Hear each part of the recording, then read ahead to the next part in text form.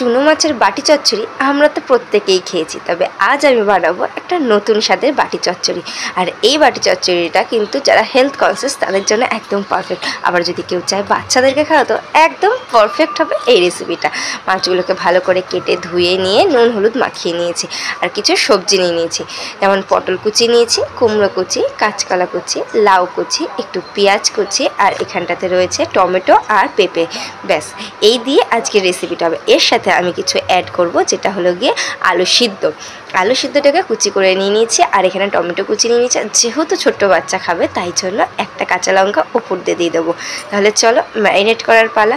সব সবজিগুলো একসঙ্গে দিয়ে মাছটাকেও দিয়ে দিলাম, আর দিয়ে দিলাম পরিমাণ মতো নুন আর হলুদ, দিয়ে ভালো করে মেখে নেব। ও তার সাথে একটু জিরে গুঁড়ো আর পরিমাণ মতন তেলের পরিমাণটা যে যেমনভাবে খেতে চাও তেমনভাবে দিতে পারো। ব্যাস, মাছটাকে আধা ঘন্টা রেস্ট টাইমে দেবো। আর কড়াইতে সর্ষে তেল গরম করে কালো জিরে ফোড়ন দিয়ে ম্যারিনেট করা জিনিসটাকে দিয়ে আধ ঘন্টা স্লো ফ্লেমে বানিয়ে নিলেই আমাদের মাছ রেডি। যারা মশলাদার খেতে পছন্দ করে না তাদের জন্য এটা একদম পারফেক্ট রেসিপি।